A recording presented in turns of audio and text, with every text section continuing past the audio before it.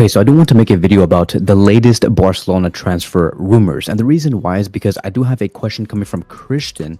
I was going to say Christensen because I'm just so used to saying Christensen because of, we support Barcelona. We have a defender named Christensen. But yeah, his name is Christian. If you guys also have like any other questions that you want answered, put them in the Discord group chat. I am going to leave a link down below. That is going to be once again a group chat. You guys can ask me anything. You guys can talk about football, talk about FC Barcelona, or talk about random things. We also have a tab for that. But yeah, Christian did ask, there are rumors of potentially signing 4 players this summer: Rafael Leão, Nico Williams, Marcus Rashford, Frimpong, and Grimaldo. Which of these rumors do you see very realistic of us signing, or do you think we can sign all of the or do you think we can sign all of them? Would have to choose either Leao or Nico Williams? Okay, so great question, Christian, and thank you for that question. And once again, I want to remind everybody here, if you guys want to have your questions answered, just put them down, and I might pick one of you guys. I'm only going to pick one out of like 6 or 7 that are available in the chat. So let's talk about that. First things first. I want to get this one question out the way. If you were to ask me, who do you think should be coming to Barcelona, Nico or Leao? I will tell you Nico Williams, only because he has La Liga experience, because he knows Lamine Yamal, he knows Dani Olmo, he knows Ferran Torres, he knows multiple players in Barcelona already. And I know that maybe sportingly, maybe Leao has a higher capacity to reach bigger numbers, a bigger level. I understand that, but you guys will understand why I'm picking Nico Williams over Leao, because financially it just does not seem feasible. So I would just say Nico Williams over Leao. So to go back to my original point, first things first, we have to understand Barcelona's financial position. It's not pretty, and the only reason why it's not pretty is because of La Liga and the restrictions and nothing more. I continue to say this.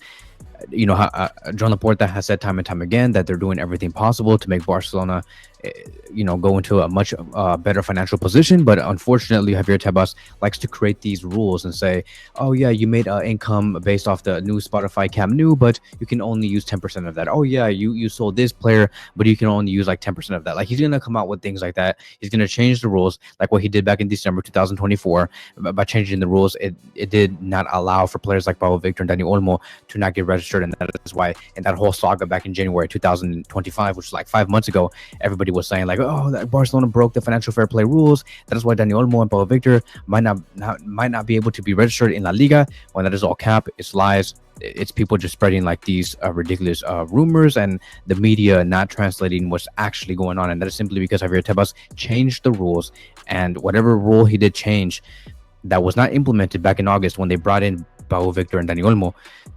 it is what ultimately led towards Dani Olmo and Pablo Victor not being registered 5 months down the line. So it's ridiculous, right? And we had a good reason to bring in Dani Olmo and Pablo Victor, and that's because Christensen was injured and Ter Stegen was injured, but mainly because of Andreas Christensen, and I think it was also because of Ronald Araujo.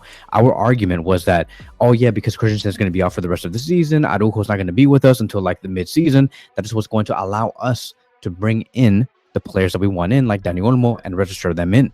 But Javier Tebas unfortunately said like a few months later in December, he's like, no, you can't use Christensen's injury as an excuse to bring in the players that you want.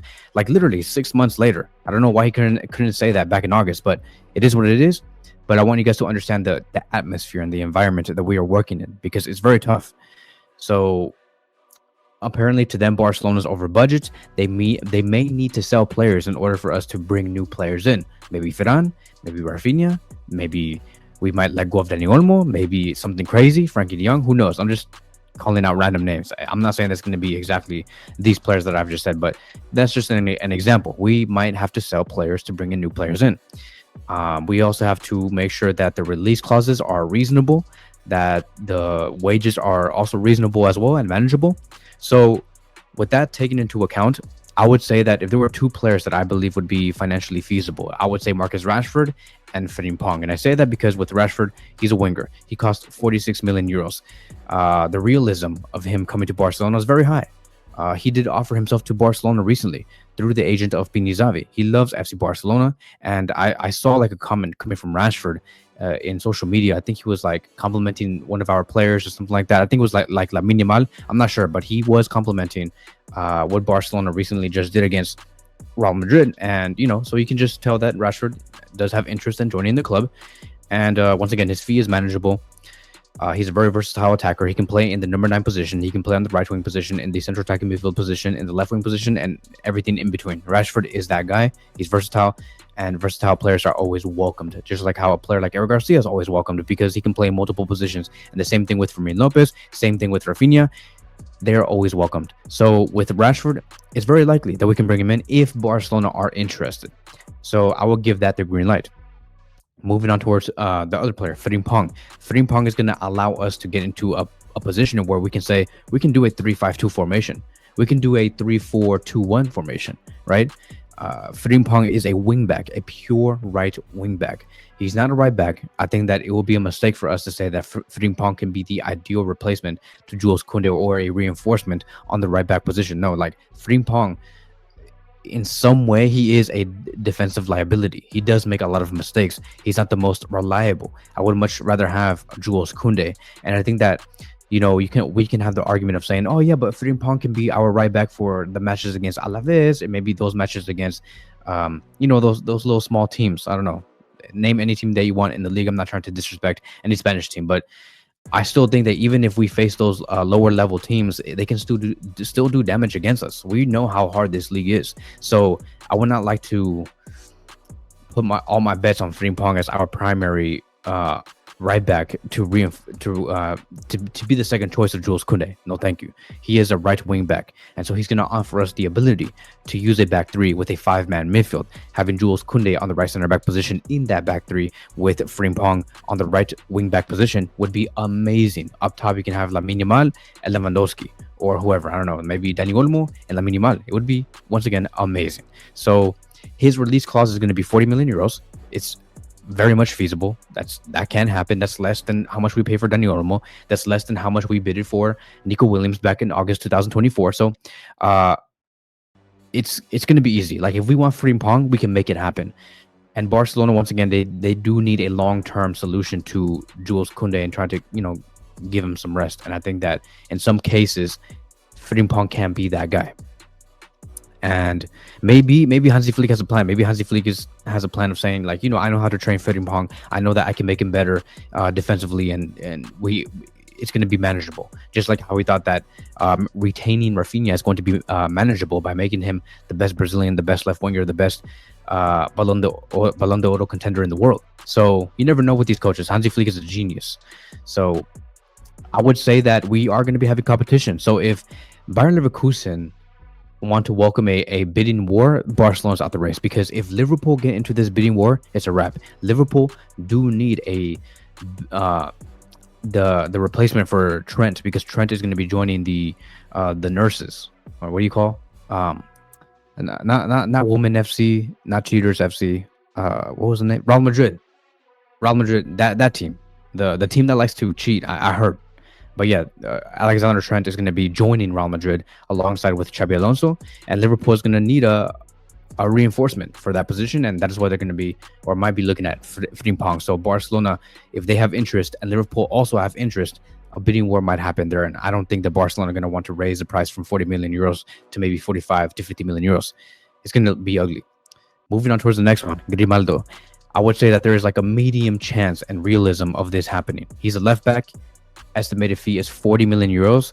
But the thing is that even though he is at the same price range of what's his name, Frimpong, dude, the right back position and the left back position are two very different stories. Okay, because we have a player like Jules Koundé who does need some rest sometimes, right? If Koundé needs rest, we can just remove Jules Koundé out, put in Kubarsi in a 3-5-2 formation, put Kubarsi in the right center back position, and put Frimpong on the right wing back position. With Grimaldo and that whole left back position thing, it's a whole other different conversation, because we have two players on the left back position that are really good, and that is Gerard Martin and Alejandro Balde. I know that you guys are going to be saying, oh, Kevin, come on, like, you always talk about Gerard Martin. Has he not disappointed you enough? Like, what is with you? You just like him too much. You're trying to overrate him, bro. I already told you guys my opinion about Gerard Martin. Gerard Martin is very young. He just joined FC Barcelona. I think that for his first season at Barcelona, he did really good. I know that he's not at the same level of Alejandro Balde in the final third in the attack. I get it. I know you guys want to see the flair and the pace and whatever, but if defensively, if you're solid as a left back, we need that, and that's something that's very important. You don't see that a lot from left backs. You don't see that a lot from right backs. We need a reliable defender, somebody who can defend. Okay, defend their area. Gerard Martin is that guy. Would I put my bets on Gerard Martin as a all-time great Roberto Carlos alternative? No, of course not. He's not going to be that guy. It's not him. Even though he provided 2 assists against Inter Milan, right? I know you guys don't want to call that out, but you know, I understand. I understand that that people want to see more of a high volume type of left back that attacks the final third over and over again, and I get it. Right, I want Alejandro Balde as my main left back all the time, 100% of the time. But in terms of a backup, Gerard Martin is very decent, and I just don't see us wasting 40 million euros on the left back position when we're gonna have 3 total players in that position next season. That's a waste. That is a complete waste. Unless you tell me that Gerard Martin is going to be sold for 20 million euros or 50 million euros, okay, then fine. We might have a conversation there. But as of now, Gerard Martin is not going to go anywhere. Alejandro Balde is a definitive starter. Not going to happen. And then lastly comes Rafael Leão. This is the reason why I choose Nico over Leao. And it's simply because Leao is going to be costing around 85 to 100 million euros. AC Milan are not going to want anything less. And that's just a fact. That is it. The realism on this is very low. He left Jorge Mendes, right? That's his name, the agent, Jorge Mendes. And we have a close relationship with Jorge Mendes. He's a great agent and somebody who works very closely with Joan Laporta. But now Rafael Leão left his agency. So it's just not going to happen. And there's teams like Chelsea and Liverpool, 2 powerhouses in the Premier League. They can spend all the money in the world that they want. The Premier League is like, yeah, sure. Spend 100 million, 150, 180 is fine. Spend whatever. We don't care. There's no cap. Screw it. So when you have teams like Chelsea and Liverpool spending that amount of money and causing this bidding war, Barcelona are going to get out. And Leao is just not going to be interested. He's going to want the money. I get it. He's 26, 27 years old at the prime of his career. If he were to leave, he's going to want to find the best deal, the best money deal. And the transfer fee, way too high. It's just not going to happen. So that is why I do choose Nico Williams over Leao. Now, in my honest opinion, right, we talked about Rashford as a player who is financially very feasible. A player like Frimpong makes a lot of sense. It gives us more of a dynamic sportingly, like being able to be very flexible in different formations. I would say that in the end, there are only 2 positions that I want to see be reinforced, and I mean this with like 100%. It's going to be the left wing position and the right back position.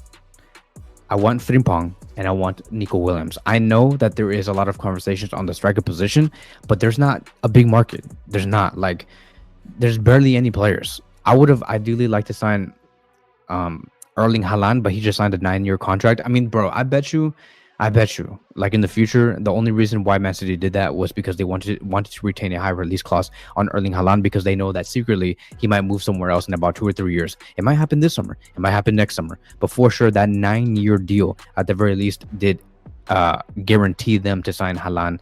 I mean, to sell Haaland at a high price. And so ideally for me, I would like Erling Haaland, but I don't even know how much Man City are going to be asking for. I have no idea.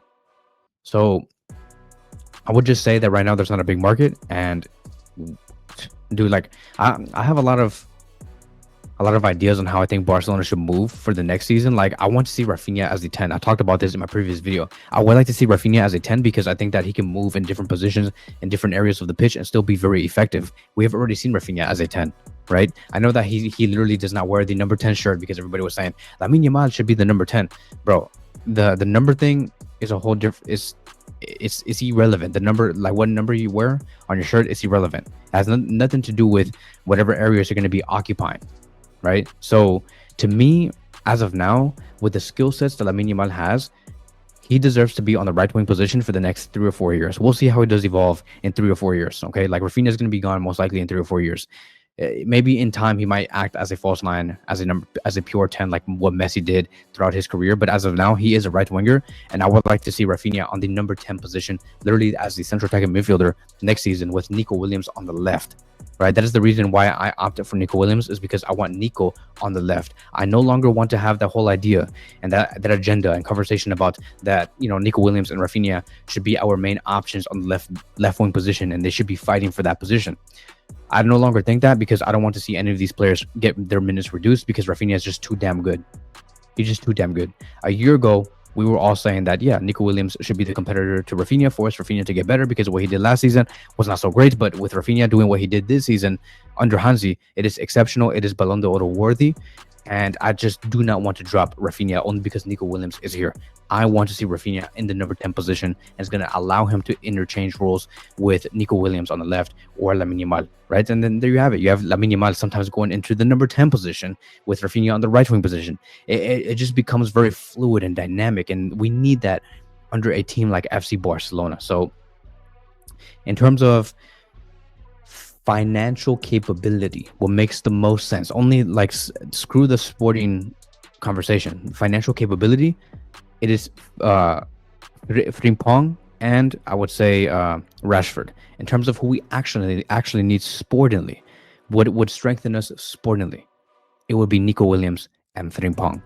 So that is going to be my conversation for today. Thank you again for that question that you put up, Christian. So 2 to 3 players max that we're probably going to be signing in the summer. Hopefully, if Javier Tebas lets us, 2 or 3 players max. I don't see us having like a summer where we bring in 4 to 5 players. No way. 2 to 3. 3 is the freaking max on who we sign. So that is it. Thank you guys so much for watching, and I will see you guys in the next one.